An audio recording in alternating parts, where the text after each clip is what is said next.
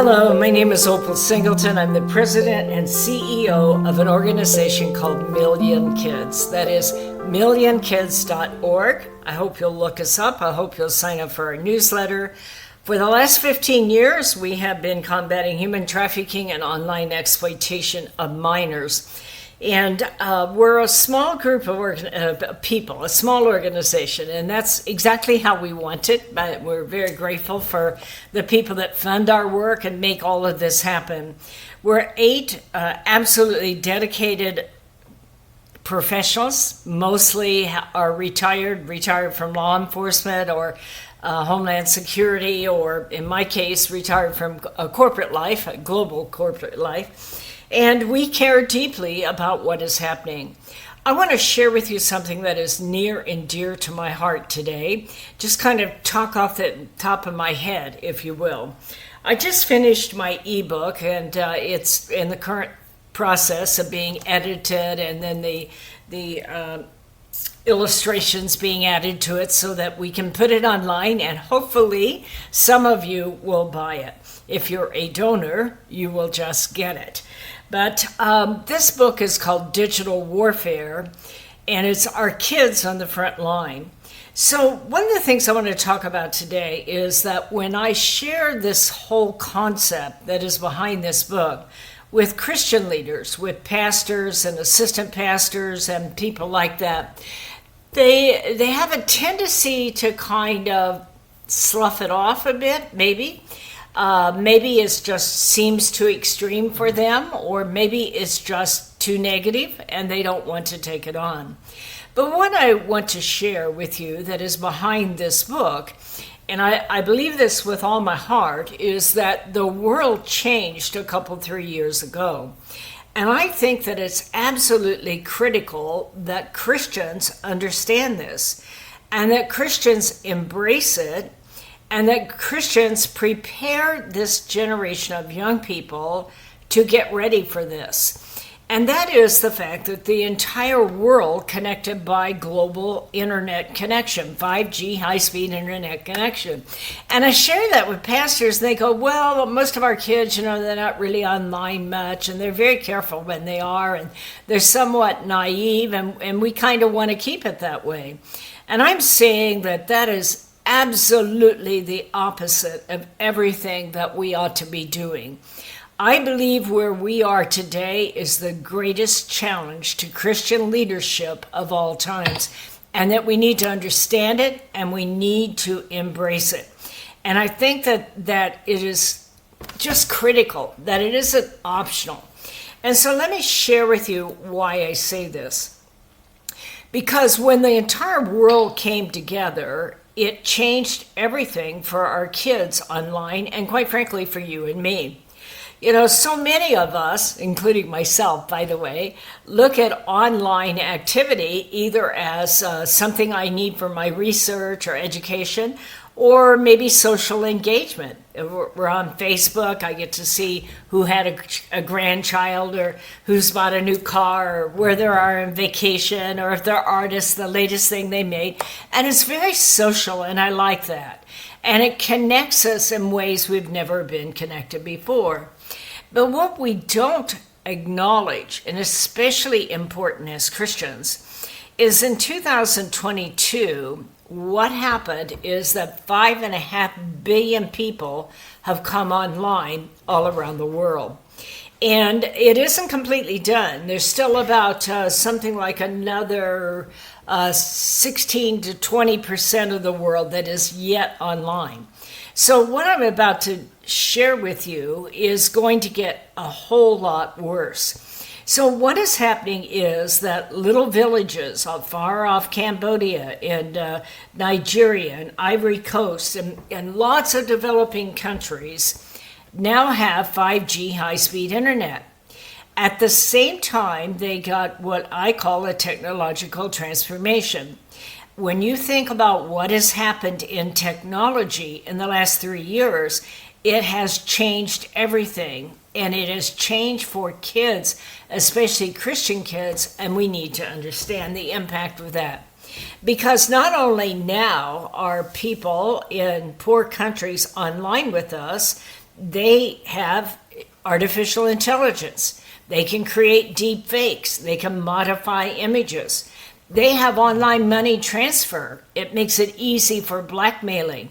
It is not taking many of these developing country cartels to understand that accessing a U.S. kid is an absolute goldmine, because U.S. kids are playing online on a device that reaches millions of people, and they know how to transfer money.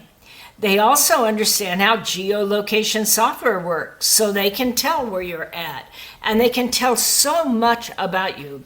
We had a sextortion case not too long ago where the kid said, "Mom, I didn't know what to do." They knew everything about you. They had a picture of you and where you work. They had a picture of me and my house and my bedroom. Well, their house had been on Zillow, and so the bedroom is there, and all you have to do is go to Google Earth and you can see the house. So all that information now is very quickly being gathered up around the world using the artificial intelligence technology. So they have mass audience live streaming. And now you and I might be on Facebook, and we have our 45 best friends on there. But our kids are not. They're on TikTok, and there's over 1 billion people online in TikTok. You know, if your child has 1 million followers, which a lot of people do now on TikTok, you know, that means that all a pedophile really has to do to reach your child is sign up and wait. Especially if they're in those high-risk categories where they're dancing or doing some crazy stunt. These predators know exactly how to access the right categories on TikTok or the right hashtag on Instagram, hashtag hot cam girls, hashtag itty bitty bikini. They know how to do all this. And so what has happened is we have now put billions of people online to access our kids. Now, this is not a finger wagging, thou shalt not moment. To me, this is the greatest challenge of all time. This is one of the greatest callings by God for leadership online of all time.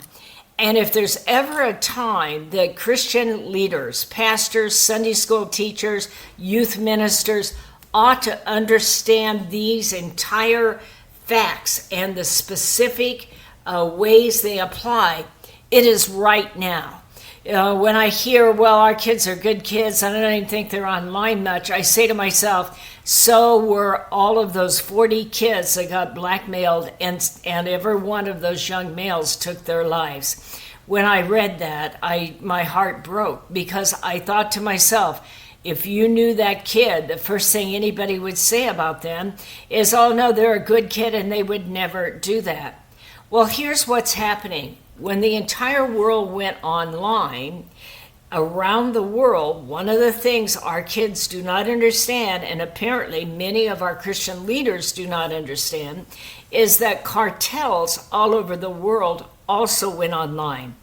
And they know that they can make a lot of money by tricking our kids. So we've developed something called financial sextortion, and that is the reason behind the fact that I took the time to write that ebook that'll be up. Hopefully it'll be an audiobook also.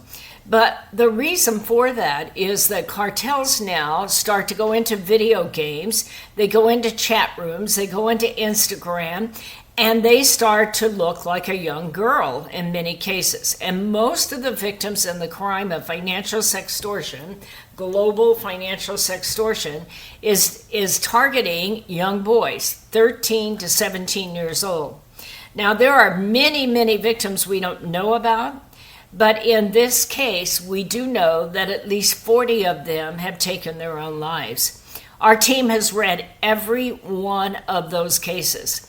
In every one of those cases, they say he was a Christian, he went to church, he was a good kid, he hardly was even online, and he just had a problem, a slip up, and then he got caught. And when he got caught, he panicked, and the end is just really, really devastating for everybody.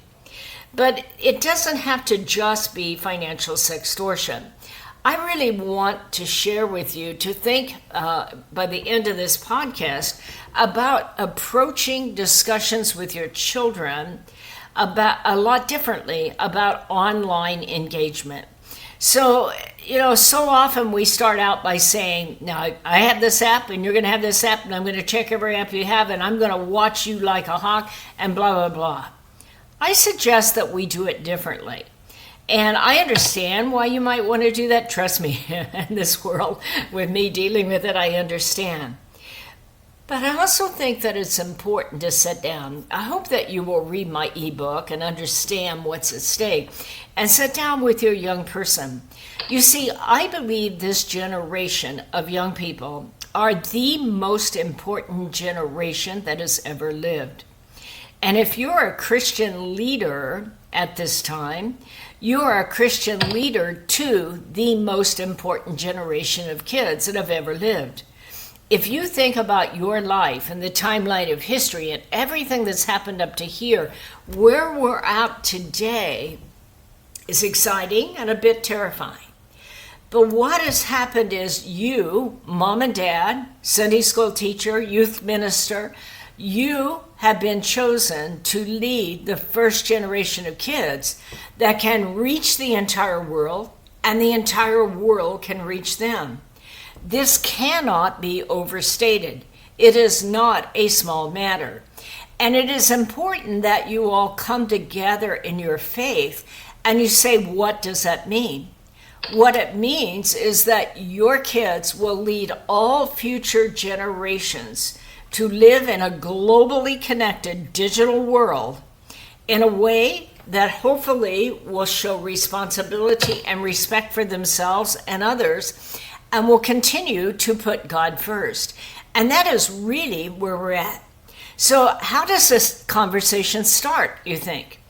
I think that we have to first sit down and understand how all this changed and what it means to each and every one of us in a family. It can mean artificial intelligence, can mean your dad's job has changed or your mom's job has changed. It also means that you're going to be connected to millions of bad guys, and you can also connect to millions of good guys.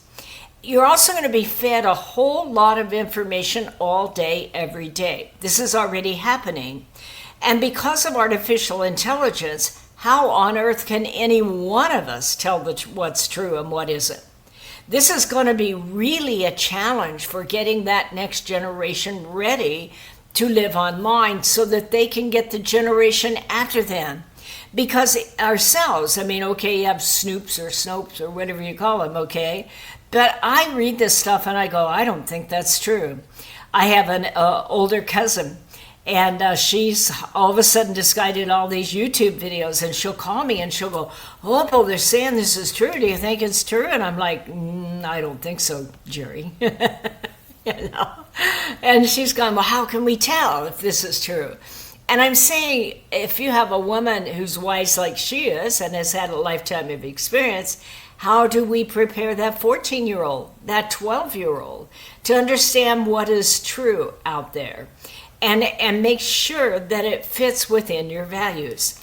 Speaking of values, I think one of the most important things you can do as a Christian leader is sit down with your youth group and ask them to identify their top 5 values. Write them down. Talk about why those values are so important. Maybe it is, I don't steal, even when nobody's looking. I don't do sexual acts, even if it looks like a hot 14-year-old that I don't know. I don't do that. I maybe don't lie. Or I am a person that does their best to help others and not harm others. I think it's important that our kids sit down and write out those values and understand that those values apply online. So we also need to talk about how can you discern the truth. And I think that that's an ongoing exercise that could build great communication between you as parents, as pastors, as youth leaders, and also the young person. This way, it isn't the wagging the finger and thou shalt not, as much as helping that person learn good judgment. Because the successful person online, especially in the future, is going to have discernment, have good judgment. Now, I want to just say something. Those of you who have heard me before, you humor me, okay? But I do not believe that technology is good or bad. God knew all about technology before it ever got developed, and he's going to know more about artificial intelligence in the future than you and I can even imagine today. But technology is in and of itself not good or bad, okay? I say it's like a car. You can take that car off to a university and get a degree. Or you can take that car off to a strip club and get yourself in trouble. It is not the car, but it is how we prepare the drivers of the car. Now, one of the things I want to point out is we prepare drivers of cars. We do not hand our 9-year-old a car key and say, you be careful now. We don't do that because we're smarter than that. And we already know that a 9-year-old does not have enough cognitive reasoning to be in charge of something that could kill them or somebody else. Well, it's very similar with technology. When a young person goes online, they need to understand they are going online in a way that isn't just social media. It isn't just TikTok dancing. It isn't just, texting your friend in the middle of the night. It isn't just those things. It is partly that, but it is also a connection to a lot of very bad people that you can't tell which ones are what. So, first of all, I think parents need to be role models and be intelligent about being a role model. Share with your young people as you learn things. Look at this. This looked like it was real. Now I look at it and I think it is not real. We have to overcome this denial that is so much in the Christian community of it's not going to happen to me and it's not going to happen to our kids because they're good kids. They're hardly online and they're careful when they are. There is no such thing. You are putting a child on a device now where there are 5.5 billion people and more coming on every day. And there are millions of people throughout the world that realize that the quickest way to make money is to literally make sure that you can reach a young person and dupe them. By the way, it isn't just young people. Some of the finest Christian people you've ever met get caught in these romance scams online, and they're just trying to help that person by sending them money. The church and our leadership must take these things on to understand how our world changed and how you can deal with it. I think it's important to understand what it means to live in a global world. We all have a tendency to find the good in each other. Well, I like that. I do. And I prefer to do that. But I have lived in this universe, especially combating trafficking and online exploitation, enough to know that there are many good people, but there are many people who will destroy your child's life. And you're putting them on a device where they can be reached. And so we have to begin to help with our kids about how can you evaluate this? How can I tell if this is a good and healthy encounter or if it's a dangerous encounter? One of the first things that will happen if you meet somebody who's going to take advantage of you, whether you're in an older romance scam or whether you're a young person just trying to have fun online, the new person will move you to a different app. If you're on a dating site, they'll say, hey, let's talk offline. Or if you're on TikTok, they move you to Instagram. So they will move you. That's the first thing that will be a hint. Number two is as they'll say something like, let's just keep this our little secret. If somebody changes apps on you and tells you to keep it a secret, run, baby, run. And every person ought to know that before they go online. If they start to send any kind of sexual images, it's amazing to me as I've looked at all these cases where these kids had these online encounters and ended up being duped by some Nigerian telemarketing scam, or maybe out of the Ivory Coast. All of them received some sort of illicit photo somewhere along the line. Now, sometimes it isn't immediately. In one of the cases, they worked with this guy for 2 hours before they finally did it. So he was beginning to trust. By the way, this is going on in the middle of the night when he's very vulnerable. That's another thing to have a discussion about, is if you're interacting with strangers online, don't do it in the middle of the night when you're vulnerable. Don't do it in any kind of situation where they might have an advantage. Let's say you're mad, or you've broken up with your girlfriend, or you're getting a bad grade at school and things aren't going right, or you're not feeling well, or you've been involved in a video game chat room that has a lot of sexuality in it. Pay attention to all of those things. So one of the things that you need to understand is that anytime anybody starts sending out images and wanting some back, instead of that being an invitation to share, it should be a big red flag. Get out of there. Go now. Hang up. Shut off the device. Get away from them. If they can't reach you, they can't be tempting to you. So those are all things to look for in an online relationship, because this generation of kids is going to make online relationships. So how is all of this working? Well, I think that one of the things we have to talk about on having our children online is setting digital boundaries. I honestly think that it would be a healthy thing to have a discussion with our youth group about digital morality. Think about that. Is what you do online, does that matter? I mean, if you're online and you're playing a video game and everybody's hot and heavy, and the next thing you know, you shoot a cop because you got points for it. Have that discussion. Is it okay to shoot law enforcement, even digitally, even in a non-real setting? Is that who you are? Is that our right? What about all the sexuality? Many of the popular video games have all kinds of animated sexuality. And so many kids will tell me, well, it's just animation.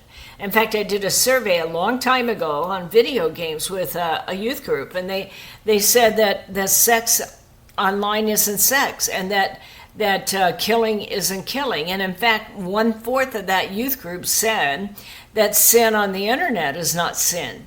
Well, that's an interesting discussion I think youth groups ought to have, because, it's what goes on in your heart that God cares about. And even in the middle of a video game, that's going on in your heart. So let's have some discussion. Not a judgmental thing, but a chance for a person to sort through, who am I? And what do I stand for?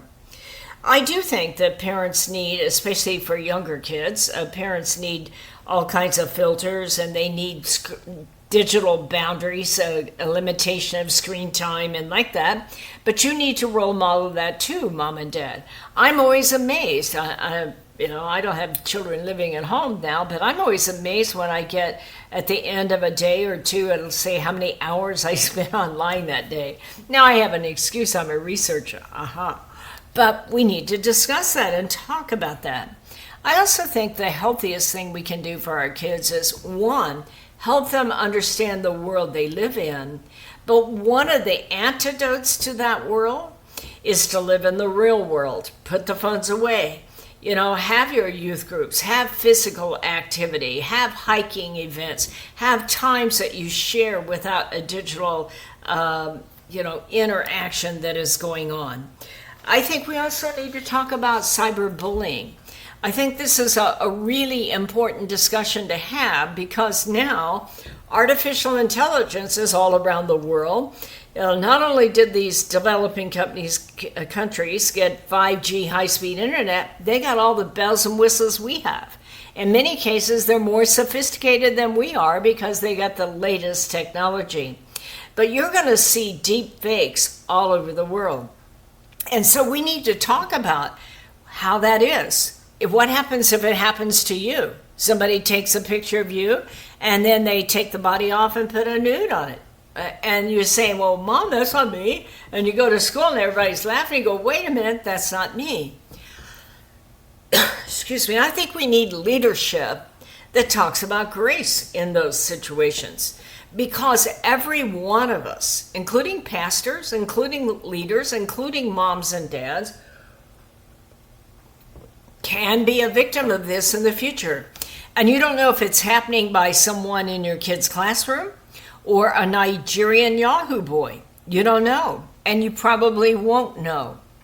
But that is important, that we change the mindset of our young people to victims of sextortion and cyberbullying, that we begin to stand with them, because it's going to be absolutely prolific.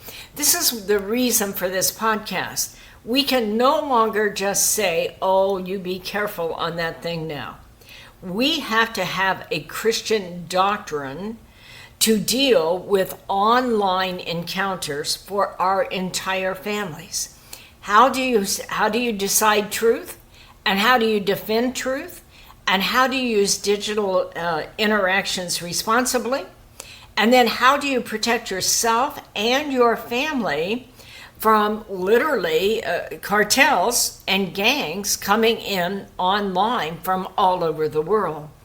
Those 40 families that lost their sons, 13 to 17 years old, it's important that you understand how this works. You might want to go to YouTube and put in sextortion, teen suicide, and read some of those cases. You might also want to put in sextortion and scam farms. It'll blow your mind. I don't have time to go through it already because I did last week, but all over the world, cartels are setting up scam farms to dupe you and your kids and your senior citizens. And these are people who are really fine people, but they're very, very poor in places like Myanmar and Cambodia and Pakistan and Nigeria. And they are being trafficked in scam farms in literally developing countries all over the world. And in Myanmar alone, they discovered over 30,000. And these are people who are forced to scam you.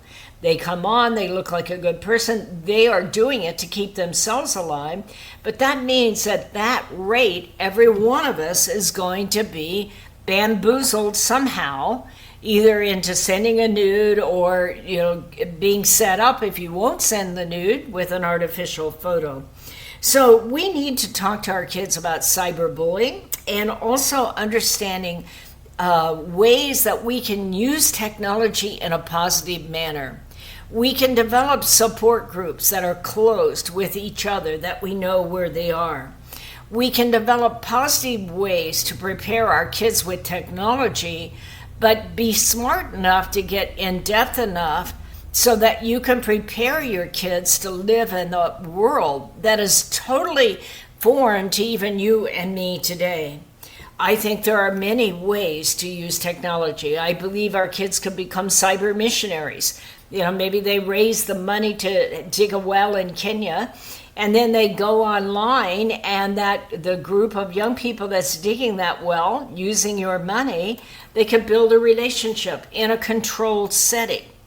And so there are good ways to do this kind of thing. I think we need classes on technology for parents. And I also think it wouldn't hurt to have youth group classes on technology, especially if you have a church school, a private school. This is very, very important to do. So I hope some of this has been helpful to you. I highly recommend that all families get a code word between you, because there will be lots of people that try to pretend to be someone else. I encourage you to have a contract between you and your young person. They have a code word. They won't do anything harmful knowingly that would harm them or you. That they will, any app they have, they're going to allow you to have. And not only are you going to have it, they're going to show you how to use it. What good is it if you don't know how to open it, mom and dad? They will promise that they will never, ever go out and meet up with someone they met online. And number 4 is the most important.